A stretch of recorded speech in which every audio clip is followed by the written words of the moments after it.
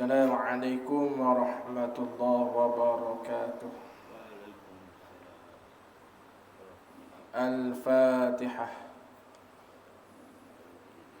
A'udzu billah. Bismillah.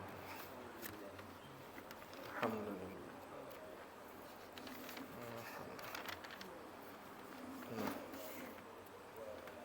Iya, benar.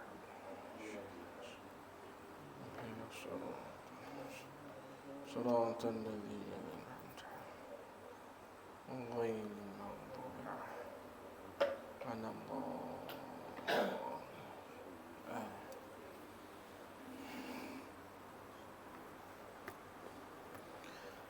الحمد لله رب العالمين والصلاة والسلام على رسول الأمين وعلى آله وصحبه أجمعين. سبحانك لا علم لنا إلا ما علمتنا إنك أنت العليم الحكيم. رب اشرح لي صدري ويسر لي أمري واحلل عقدة من لساني يفقه قولي. ولا حول ولا قوة إلا بالله العلي العظيم. وقال الشيخ المؤلف رحمه الله تعالى ونفعنا بعلومه وبعلوم مشايخنا في الدارين. Dikata fasal yang kelima, muka surat 16. Kata pengarang rahimahullahu ta'ala, fasal yang kelima pada menyatakan farak. Fasal yang kelima ni dia nak menyata, dia nak mencerita tentang farak. Jadi farak di sini maksudnya cara-cara menjaga dan memelihara alat kemaluan. Itu makna dia. Fasa yang kelima ni dia nak cerita tentang cara-cara menjaga dan memelihara alat kemaluan. Habis. Dia kata ketahui olehmu. Ketahui olehmu ni maksudnya hendaklah kamu belajar sehingga tahu. Itu maksud dia. Ketahui olehmu maksudnya hendaklah kamu belajar sehingga tahu. Tu. Bahawasanya Allah Ta'ala menjadikan ia Allah bagi engkau akan farak kerana kegunaan yang bangsa akhirat. Baik, apa reti? Retinya, alat kemaluan yang ada pada kita ni Allah Ta'ala buat ada manfaat, ada hikmat. Itu maksud dia. Ulang lagi sekali nah. Alat kemaluan yang ada pada kita ni Tuhan buat ada manfaat, ada hikmat. Itu maksud dia. Apa sahaja yang Allah Ta'ala buat mestilah ada hikmat dan ada manfaat. Mata Tuhan buat ada manfaat, ada hikmat. Telinga Tuhan buat ada manfaat, ada hikmat. Lidah Tuhan buat ada manfaat, ada hikmat. Perut Tuhan buat ada manfaat, ada hikmat. Begitulah alat kemaluan yang ada pada kita ni ada manfaat, ada hikmah. Hak ni yang Allah Ta'ala duduk beroyak. Yang Allah Ta'ala firman di dalam Quran.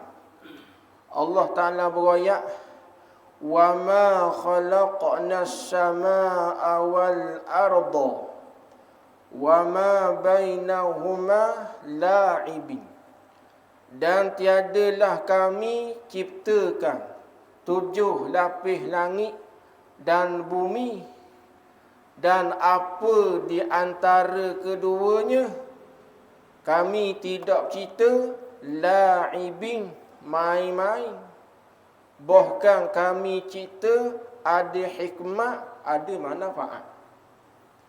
Di ayat yang lain Allah Ta'ala duk beroyak, huwallazi khalaqa lakum ma fil ardi jami'an. Dialah Allah yang menciptakan semua yang ada di dalam bumi ni. Allah Ta'ala cipta, Allah Ta'ala buat semua yang ada di dalam bumi ni, semuanya ada manfaat dan ada hikmah. Kalau kita mikir dah, kadang-kadang banyak benda yang akal fikiran kita tu bila kita tengok, kita mari mikir, kadang-kadang banyak benda yang akal kita tak nampak apakah manfaat dia. Contohnya kita duk tengoklah, setengahnya hobi dia tu suka bela ular. Kadang-kadang kita mikir manfaat benda bela ular. Nak rayak masuk pabrik tak nak sabar. Tu mikir kata manfaat benda bela ular. Silap hari bulan, manfaat boleh kita attack. Kenapa? Si minyak, nangalah. Tak mikir manfaat benda yang bela ular. Tapi Allah Ta'ala duk beroyak dah. Kesemua yang ada di dalam muka bumi ni, Allah Ta'ala cipta, ada manfaat, ada hikmat. Beroyak ada manfaat. Dan manfaat benda bela ular tu. Jawabnya, manfaat akhirat. Dengan sebab duduk bela ular tu menjadi sebab kita duduk beringat di dalam kubur esok-esok ada ular. Ingat tu? Ular tu ada namanya Suja'ul Aqra, yang Nabi sebut ada di dalam lubang kubur. Tugas dia membelik bagi orang yang meninggalkan sembahyang. Jadi dengan sebab bela ular tu, ingatan hati tertumpu kepada akhirat, tertumpu kepada dalam kubur esok-esok. Itulah manfaat bela ular. Termasuk juga alat kemaluan ni. Tuhan buat ada manfaat, Tuhan buat ada hikmat. Okey, satu. Yang kedua, manfaat dan hikmat ni kalau kita pandai guna, kena pada tepat, dapat pahala. Kalau kita guna tak kena pada tepat, dapat dosa. Mata yang Tuhan buat ni ada hikmat, ada manfaat. Kalau kita pandai guna mata, kena pada tepat dengan mata, dapat pahala. Kalau dengan mata kita guna tak kena pada tepat dengan mata, dapat dosa. Gitu. Serupa tu juga telinga. Telinga hak Tuhan buat ada hikmat, ada manfaat. Kalau kita pandai guna, kena pada tepat dengan telinga tu, boleh pahala. Dengan telinga, kalau kita tak pandai guna, tak kena pada tepat dengan telinga, dapat dosa. Itu juga ada orang panggil lidah. Lidah hak Tuhan buat ni ada manfaat, ada hikmat. Kalau kita pandai guna, kena pada tepat dengan lidah, dapat pahala. Kalau kita tak pandai guna, tak kena pada tepat dengan lidah tu juga dapat dosa. Serupa tu juga dengan alat kemaluan. Kalau kita pandai guna, kena pada tepat dengan sebab ada kemaluan, dapat pahala. Kalau kita tak pandai guna, tak kena pada tepat dengan sebab kemaluan, dapat dosa. Gitu lah. Boleh faham dah? Habis. Iaitu kegunaan yang bangsa akhirat tu mengadakan anak dengan dia dengan sabab farad. Jadi diriwayat sini mengadakan anak dengan sabab farad. Kalau kita mikir yang buat anak ni alat kemaluan ke Allah Ta'ala? Dari riwayat mengadakan anak dengan farad. Ni dia panggil cakapan sebegini, dipanggil cakapan isnad majaz. Dipanggil cakapan isnad majaz, cakapan pinjaman dipanggil. Cakapan isnad majaz, cakapan sandar sebab kepada musabab. Dalam Quran banyak Allah Ta'ala cakap atas jalan isnad majaz. Mana contoh? Koyak okey. Tengah mari zauq jadi bilang kali kau tu. Dah aruh dah. Dah aruh sungguh. Dah mau minta tolong senyap kat dah. Nak dengar kau tu. Balik lagi. Dulu dia sama ada aku balik senyap dua tu. Jangan main ni dah lihat. Ia mari sensitif dah ni. Baik, dalam Al-Quran banyak Allah Ta'ala cakap atas jalan isnad majaz. Mana? Iaitu pada ayat ya ayyuhan nasu ubudu rabbakumul ladzi khalaqakum walladzina min qablikum la'allakum tattaqun. Fatu alladzi ja'ala lakumul arda firasyan was-samaa'a binaa'a وأنزل من السماء ماء فأخرج به من الثمرات رزقا لكم.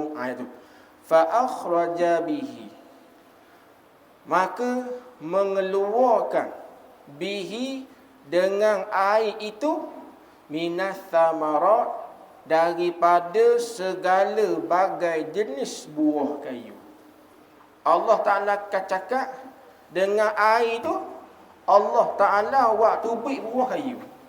Bagi tu mikir yang waktu beri buah kayu air ke Allah Ta'ala? Ayat ni kata ni panggil cakapan isnad majaz. Salah ke kita cakap gitu?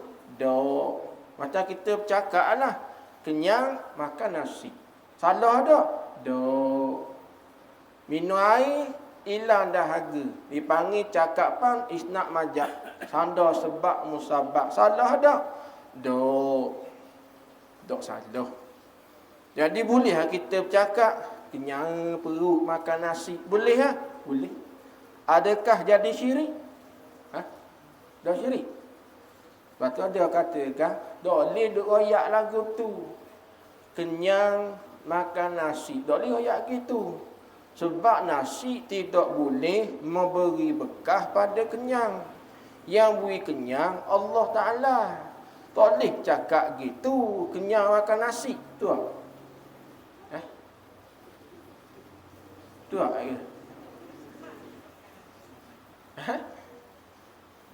Masalah kalau orang mari royak kita.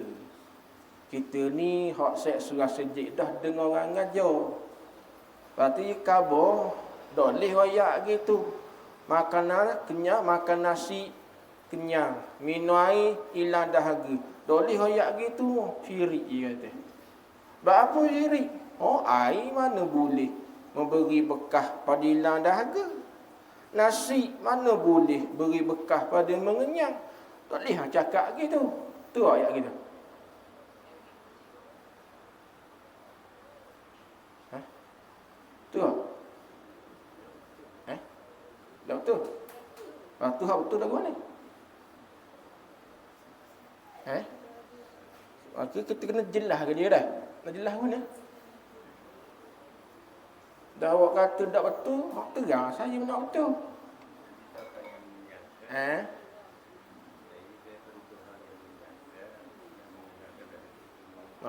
Nak jelas tu kadang-kadang tak perlu payah lebar.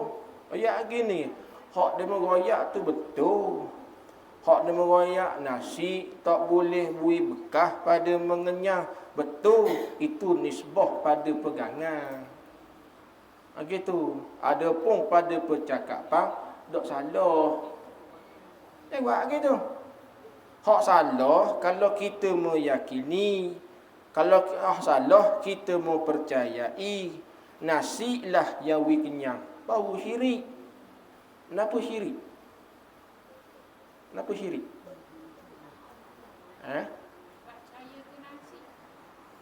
Kenapa syirik? Apa makna syirik?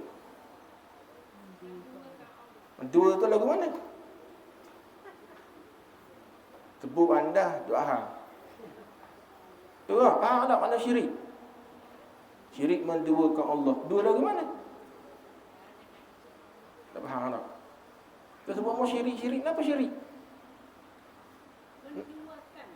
Dan mendua lagu mana? Tak faham gitu. Apa makna syirik? Syirik ialah menduakan Allah. Dua lagu mana? Syirik ialah mempercayai bahawa ada sesuatu yang lain daripada Allah boleh memberi kesan. Boleh ulang mula tak? InsyaAllah lah. Boleh biar faham molek. Biar faham molek. Jadi adakah kita mempercayai nasi boleh memberi kesan pada mengenyang? Adakah kita percaya gitu? Tak. Kepercayaan kita Allah lah yang beri kenyang. Nisbah cakapan makan nasi kenyang tak salah.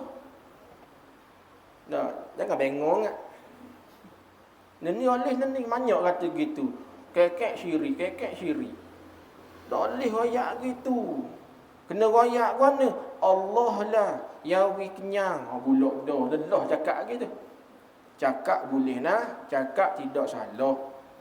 Cuma ni mengadakan anak dengan alat kemaluan. Syirik ya gitu. Tak ada syirik. Lepas mengada anak dengan farak, dipanggil cakap isnad majas.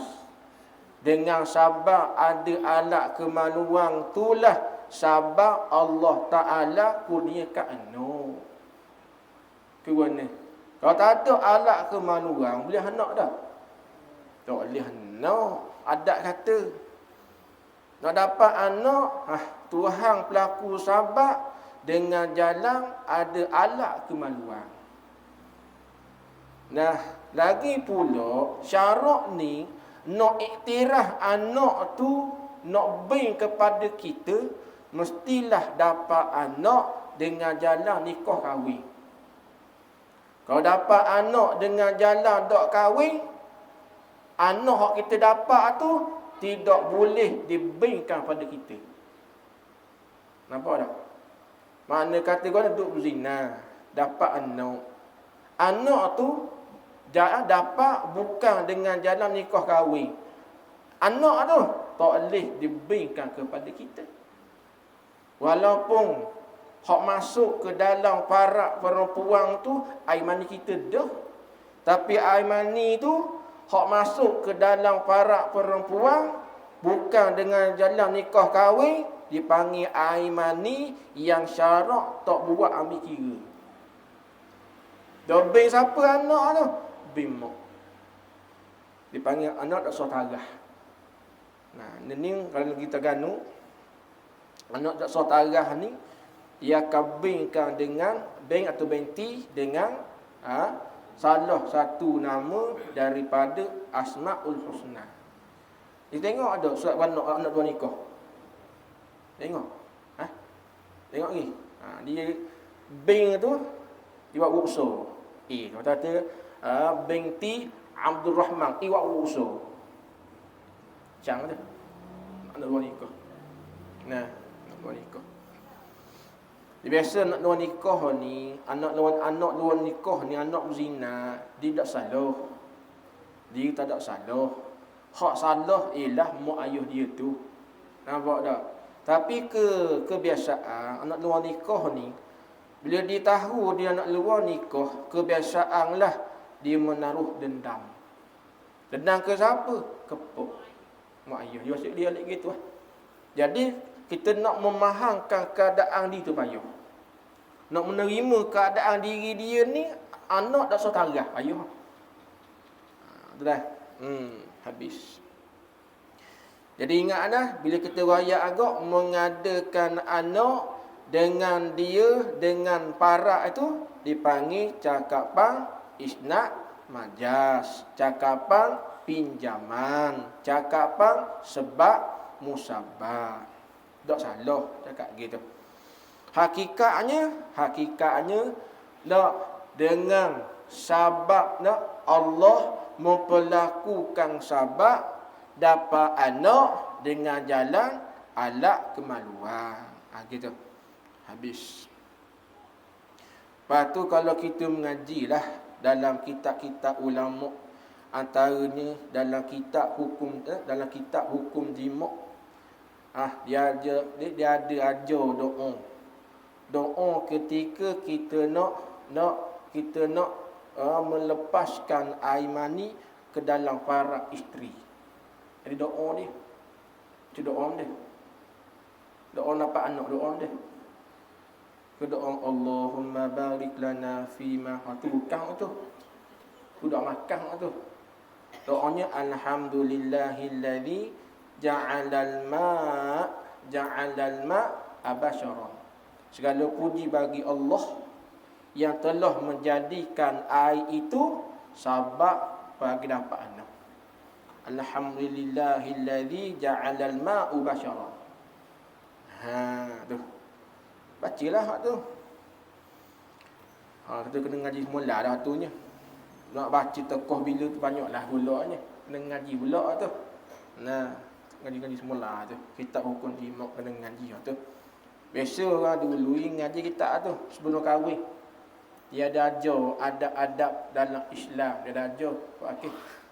Sebab kita orang kita ni tidak diajar benda tu. Tu dia menjadikan video sebagai rujukan dia. Faham tak? Semujukan. Video lucuh tu lah. Islam dia ada ajar benda tu. Cara-cara dia. Cara banyaklah. Tu kena ngaji. Orang kita ni tak ngaji bab dah. Nah. Tapi bab tu dah pikat lah. Bab tu. Dah pikat. Bab tu. Semua sifat 20 je benar. Tu kedok dia. Pikat bab tu.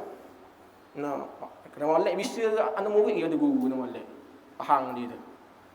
Suka sangat. Kena ngaji bab tu. Dia ustaz buka layang buka kitab tu. Ngaji lain kitab je dah. Kitab hukum jima'. Sabda Nabi sallallahu alaihi wasallam dibuat situ kedua bawah tu dah. Dibuat rawahu, patu titik. Hadis tu buatnya rawahu al-Baihaqi. Buat bawah. Rawahu al-Baihaqi. Apa makna rawahu? Rawahu makna menceritakan akan ini hadis ni. Itu makna rawahu, menceritakan ini hadis al-Baihaqi oleh Imam Baihaqi. Itu makna kita panggil riwayat tu bahasa Arab, Melayu mencerita. Nabi kata lagu mana? Tanakahu tanasalu fa inni mubahin bikumul umama yaumal qiyamah. Artinya erti sabda Nabi sallallahu alaihi wasallam. Nabi kata tanakahu, berkahwin oleh kamu. Maksudnya hendaklah pakak kahwin berkahwin. Itu makna tanakahu. Hendaklah pakak kahwin berkahwinlah kamu. Kerana tanakahu kalau orang mengaji gak dipanggil dalam ilmu syarah, dipanggil dibina di atas, panggil bina di atas jalan musyarakah. Pakak dipanggil.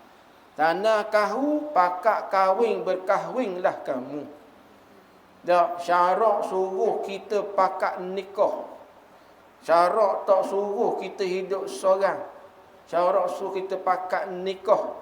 Nikah tu pula kadang-kala jadi wajib nikah. So, tengok itik macam tengok awet dah. Contoh, kerja habis kat sekapung. Wajib nikah dah tu. Tengok kambing kerja. Bimbang tu.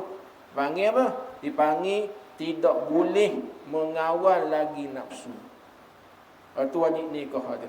Bimbang takut lepas kursi. Mati kambing rogo dia. Dalam mustika bahan bu ada tak? Bunyi boh tu koyak macam bunyi suara tak. Suara elah dah bunyi gitu. Rogo dia. Dipanggil tu wajib nikah nah. Sunat berkahwin bila sunat jika berkemampuan menyediakan belanja dan hati ada keinginan untuk berkahwin. Sunat nikah. Nampak? Ni berapa dah ni antara ni? Mas kahwin. Biasa mas kahwin, orang boh mas kahwin 100 riyal tu ke hak akad nikah orang tarang tu. Oh sini. Ada belaka dah. Baru ni waktu mas kahwin 3,000 baru ni. Tak apalah. Nah. Atas dia gini, di atas borang tu kan. Kalau tulis 5,000 situ mas kahwin, akad nikah nak 5,000 tu lah.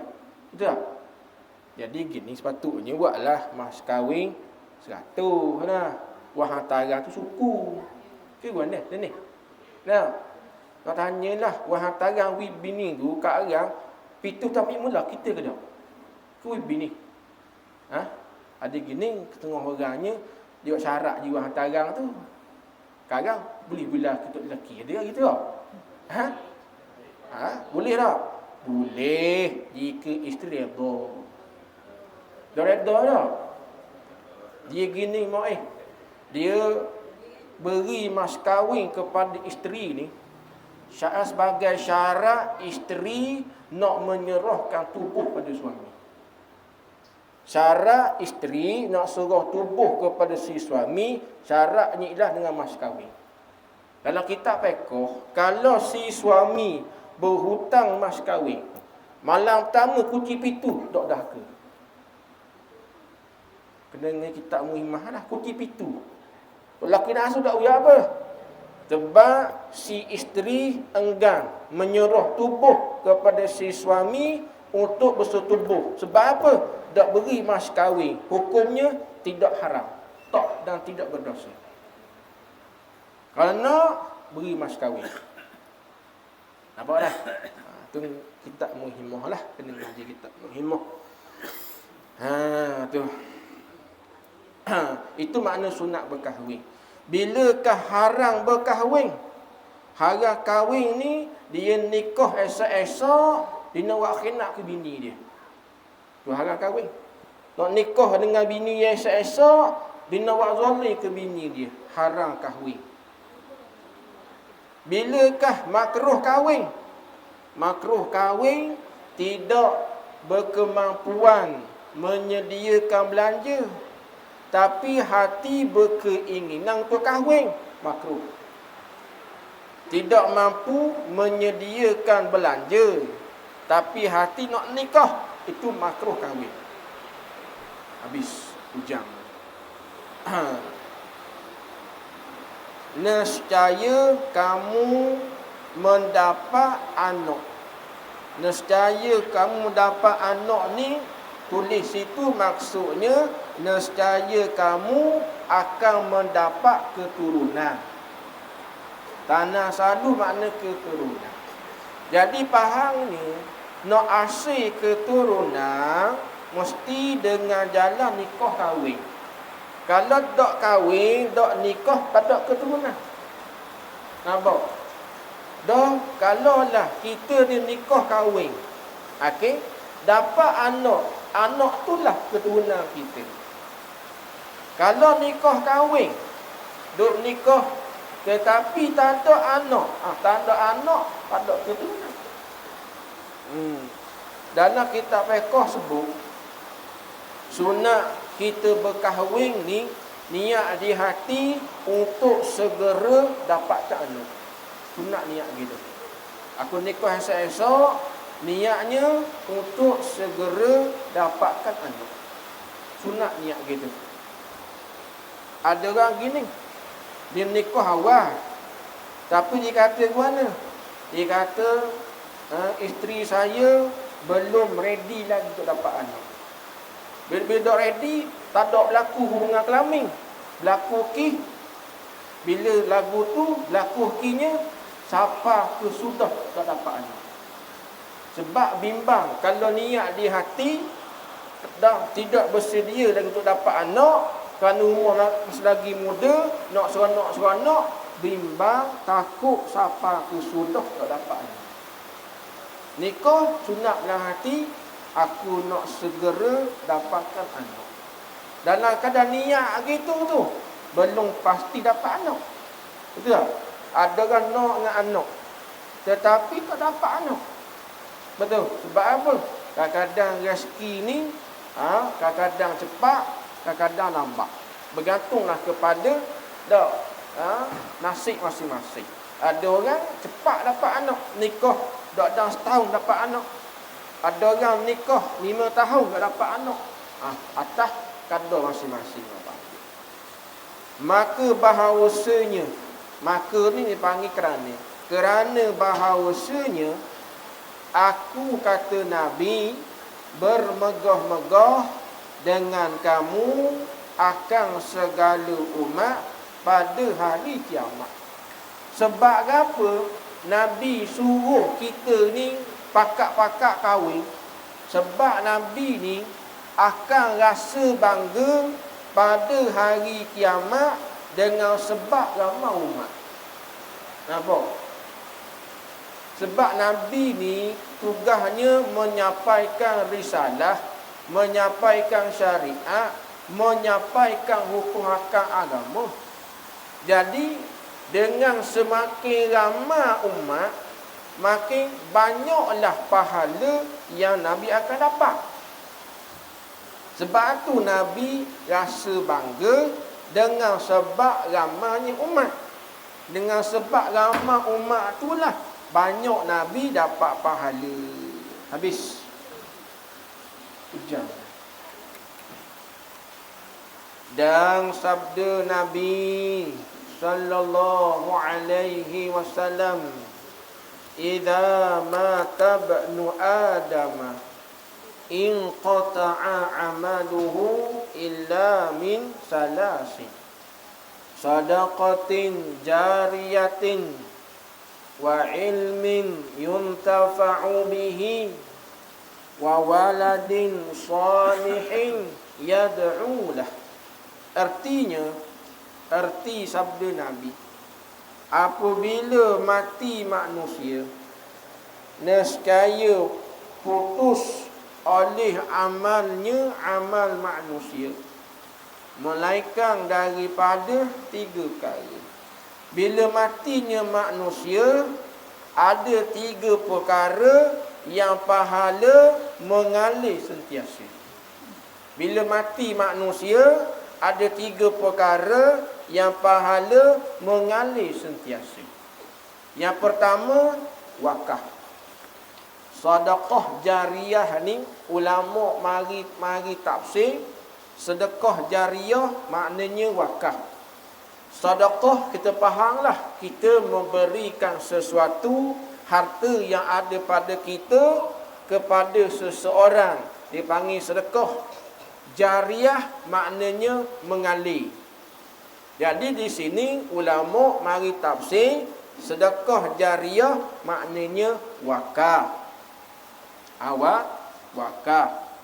Cuma nak pesanlah, kalau kita nak wakaf satu benda, mestilah benda yang kita wakaf orang boleh ambil manfaat, ambil guna. Contoh, kalau kita wakaf Quran di surah As-Siddiq, tapi sekung lang gabak, dapat pahala?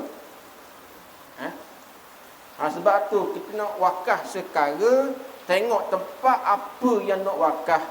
Yang kedua, orang memang manfaat dah.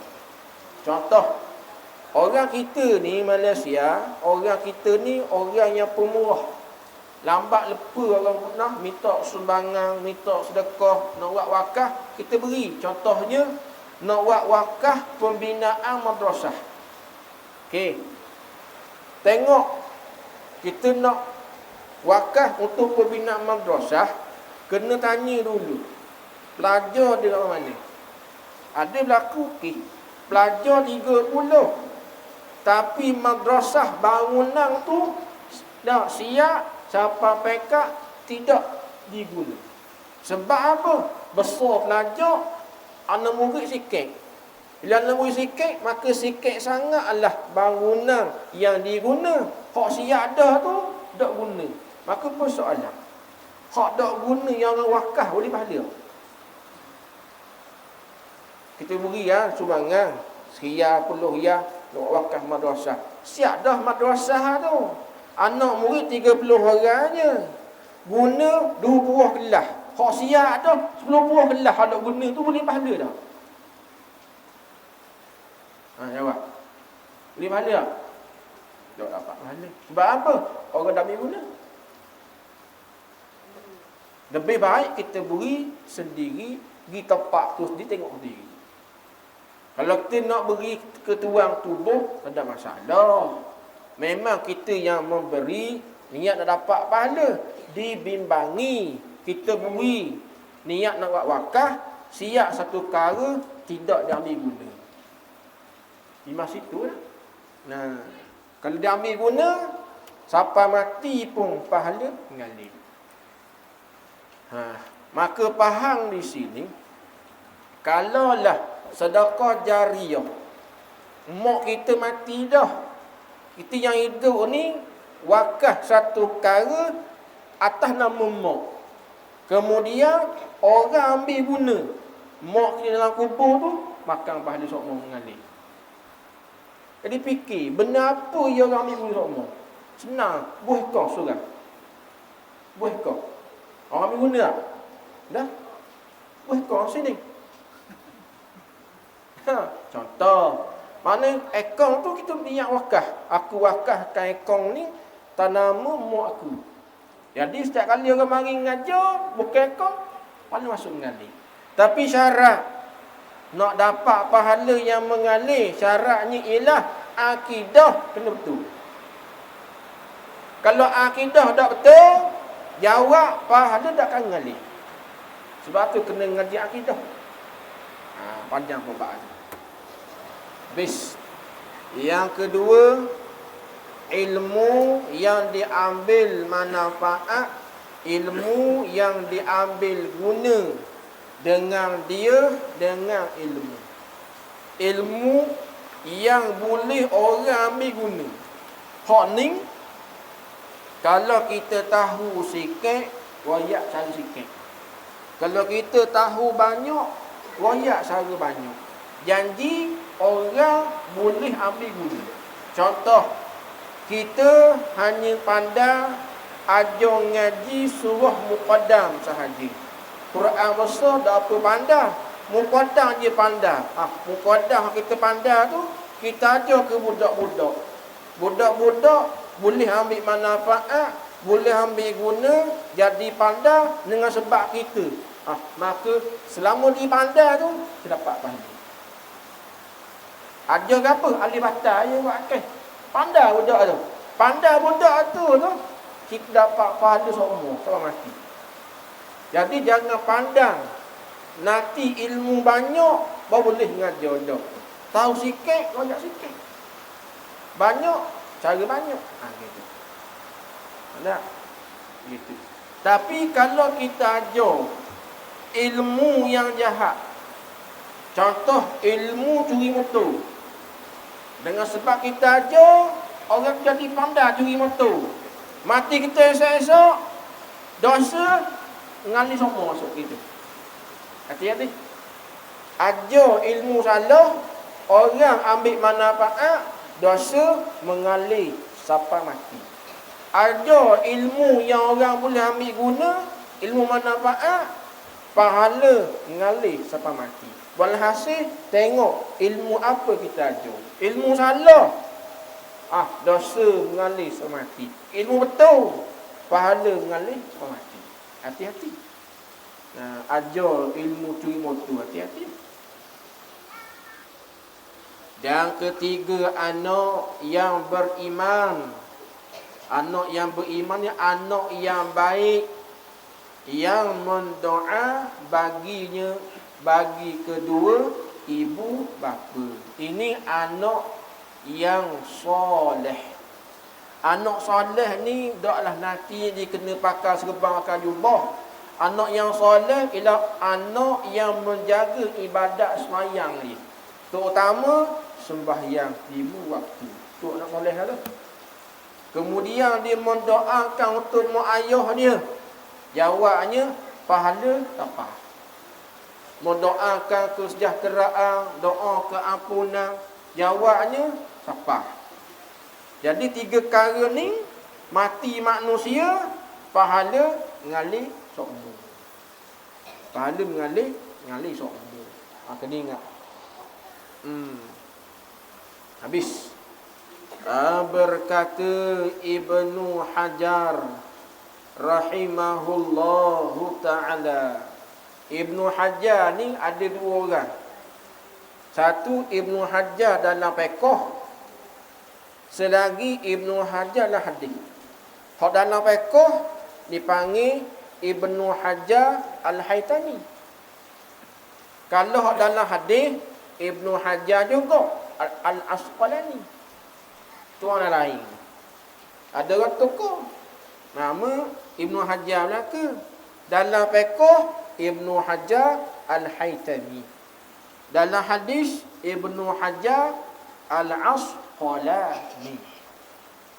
Jadi di sini ialah Ibnu Hajar Al-Asqalani, ulama hadis rahimahullahu ta'ala.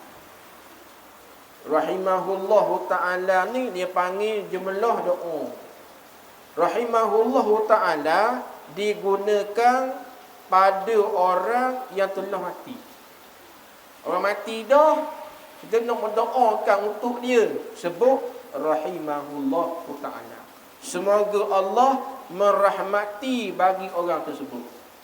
Kalau Tuhan tu hidup dan kita nak mendoakan untuk dia, maka hak hidup hafizahullahu ta'ala.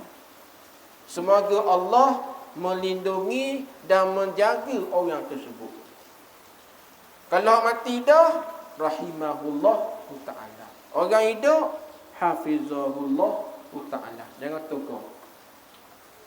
Macam kita nak sebut nama ulama. Ulama tu masih lagi hidup. Contohnya telah berkata Syekh Nuruddin Al-Banjari hafizahullah ta'ala. Apa? Tuang tu pun hidup ni.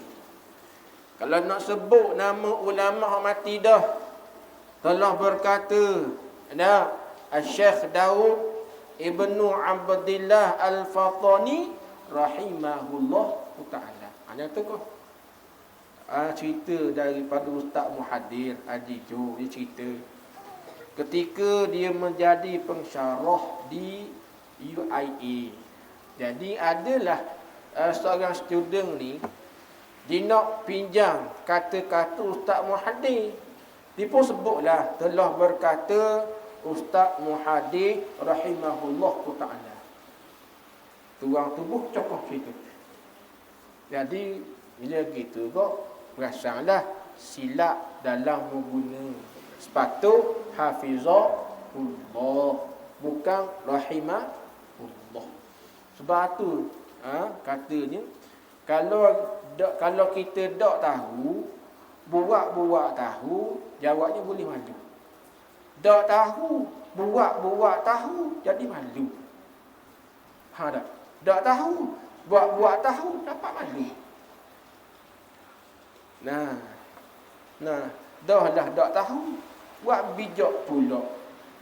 Dah buat bijak macam tahu, boleh malu. Habis. Apa kata Ibnu Hajar?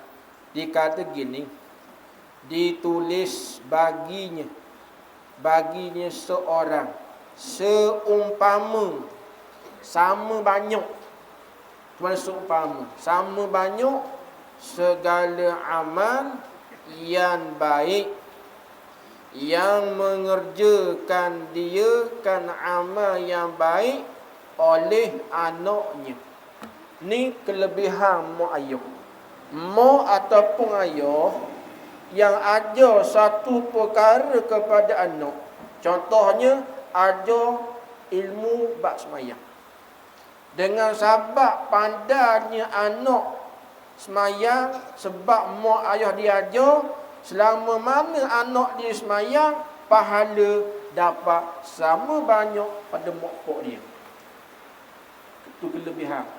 Contoh, Pak Akik khabar gini je. Malam ni ada kuliah di surau kubur. Pak Akik tak pergi pun, tetap dapat pahala sama banyak dengan orang pergi. Betul tak? Pak Akik tak pergi, tak sihat, duduk rumah. Tapi duduk royak malam ni ada kuliah. Sebab ramai orang pergi, pahala dapat sama banyak pada Pak Akik. Apa tak? Betul. Sebab itulah walaupun buat status, nampak bodoh status malam ni kuliah gitu. Nampak bodoh ya. Tapi hak pergi dengan sebab kita postingnya, tuang tubuh yang buat status dapat pahala sama banyak dengan orang pergi. Nah, kita nak nampak remehnya buat status kan. Malam ni kuliah gitu. Nampak barangnya. Nampak sekonyanya. Hak mari dengan sebab kita khabar, pahala dapat sama banyak. Tiada segala amalnya yang jahat-jahat. Anak kita buat jahat, adakah dosa dapat juga ke mak pak? Mak ayah kita mati dah. Okey. Anak kita hak hidup ni buat jahat, adakah dosa dapat juga sahak ke mak ayah? Dah. Tapi amal baik yang anak buat, sahang pahala dapat ke mak ayah. Balik je. Beza tu. Amal jahat yang anak buat, sedangkan mak ayah dia mati dah, sahang dosa tak dapat ke mak ayah. Amal baik yang anak buat, sahang pahala dapat ke mak ayah mati dah. Tu beza dia. Intaha maknanya selesailah perkataan Syekh Ibnu Hajar. InsyaAllah lah. Wallahu subhanahu wa ta'ala a'lam. Demikian lagi akan datang. Subhanakallah wa bihamdika ashhadu an la ilaha illa wa nastaghfiruka wa natubu ilaika wal 'asri innal insana lafi khusr illa alladhina amanu wa 'amilus solihati wa tawassaw. Okey, sebelum tu kita nak tinggalkan satu soalan fiqh. Kalau orang tanya kita, lagu mana? Tentang masalah sujud tilawah. Nah, orang tanya. Soalannya, nak imam membaca ayat sajadah pada pagi subuh Jumaat. Okey. Maka imam tersebut ada tak sujud tilawah? Imam baca surah sajadah pada pagi subuh Jumaat. Imam tu kaki rakaat pertama, ada tak sujud tilawah? Ada. Bila siapa di ayat hak lama sejid dah, kharru sujada. Sampai situ kan tu imam apa? Terus sujud tilawah. Makmum wajib pada ikut. Makmum wajib pada ikut. Okey. Lepas selesai sujud tilawah, persoalan bagi imam tu sendiri disunatkan ataupun tidak duduk istirahat. Duduk istirahat. Sunat tak bagi imam lepas selesai sujud tilawah, sunat tak imam duduk istirahat? Jawabnya tak sunat. Tak sunat. Berarti lepas selesai sujud tilawah, imam disunatkan diri selalu. Masalahnya ialah sebahagian makmum pergi duduk istirahat. Tu imam selesai sujud tilawah, tu imam berdiri selalu. Sebahagian makmum pergi duduk istirahat. Persoalannya, adakah batal sembahyang makmum itu? Dengar jawapan. Jawabnya, pandangan jumhur ulama, pandangan jumhur ulama mengatakan sah sembahyang. Cuma perbuatannya itu tidak mendapat pahala sunat. Sebahagian pandangan antaranya di sisi pendapat Imam Haramain dan juga di sisi pandangan Syekh Burawi mengatakan batal sembahyang. Yang mengatakan batal sembahyang adalah pendapat dhaif.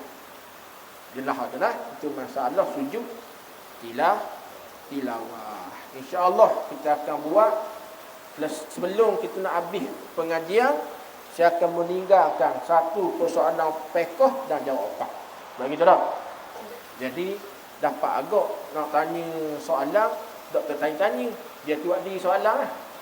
Jadi hari ni dapat semasalah tentang sujud tilawah. Jadi akan datang. Wallahu a'lam. Assalamualaikum warahmatullahi wabarakatuh.